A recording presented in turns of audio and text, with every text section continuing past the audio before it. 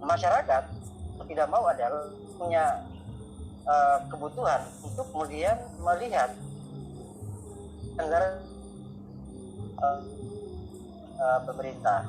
Ketertutupan pemerintah itu pasti akan membuat masyarakat semakin tiga. Jadi ya kita berharap Pak Joko, Pak Heri tidak tetap menerima terbuka kritik publik, karena bagaimanapun publik lihat itu kalau pasal pemerintah tidak cepat memberikan informasi, maka muncul berbagai kecurigaan. Nah, disitulah pentingnya mengapa pemerintah harus terbuka, apalagi di masa krisis ini. Jadi situasi darurat, tapi juga kita tidak boleh mengabaikan yang namanya prinsip transparansi, sehingga kemudian nanti bisa lebih terbuka.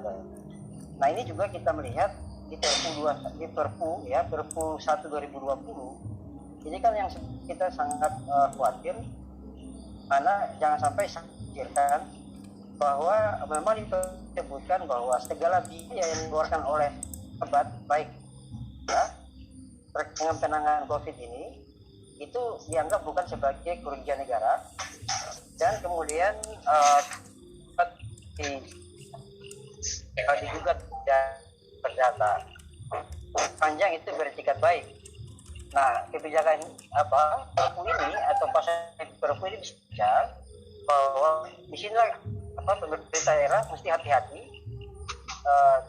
tugas daerah juga hati-hati, dan kehati-hatian itu harus menyiapkan informasi publik yang up to date, sehingga masyarakat bisa lebih dan juga ikut membantu. Masuk juga sehingga informasi ini juga membantu DPRD bisa ikut mengawasi secara berdasarkan fungsi pengawasan, dan juga bisa membantu fungsi yang untuk kebutuhan anggaran yang perlu disediakan oleh daerah. Masyarakat saya kira memang harus aktif bagaimana menanyakan kepada pemerintah daerah, dia memastikan bagaimana mengunjungi komunitas untuk mengumpulkan data tentang bantuan-bantuan. Jadi memastikan bahwa kebijakan itu implementasinya itu sesuai dengannya. Nah, sehingga kemudian temuan diberikan kepada pemerintah daerah, kemudian segera dilakukan perbaikan sehingga masyarakat bisa cepat bantuan. Upaya penanganan COVID ini sebetulnya sinergis pusat dan daerah termasuk sampai desa, agar dia yang sedikit bisa dikelola secara dan mantai ya. Oke, terima kasih Aroy, cukup banyak yang disampaikan. Tadi saya mencatat beberapa daerah yang memang anggarannya tidak sedikit, termasuk kalau teman-teman di Indonesia Budget Center menghitung peluang pendanaan di daerah atau kabupaten ada sekitar 176 miliar ya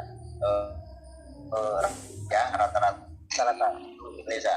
Termasuk tadi karena kunci dari adalah bagaimana itu bisa melihat ataupun mengakses informasi di COVID ini, sumbernya dari dan apa saja, sehingga publik nanti bisa ikut melakukan ataupun mengawasi ya, termasuk bagaimana dari alokasi anggaran itu distribusi penanganan dampak sosial maupun dampak ini bisa secara adil ya didapat oleh seluruh baik langsung maupun tidak langsung.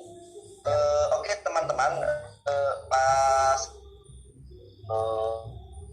Pak Edi kemudian Troy, beberapa pertanyaan yang sudah aktif dalam chat ini, banyak sekali pertanyaan yang ditujukan ke Pak Sekda ini. Halo Pak Sekda, apakah sudah Mas? Mas Manto. Ya. Berapa pertanyaan. Pertama mungkin untuk Mas Heri nanti yang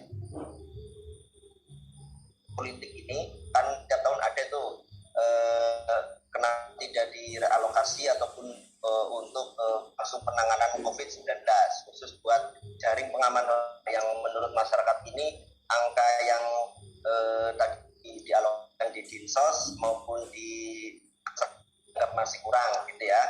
Itu pertanyaan untuk Mas Heri.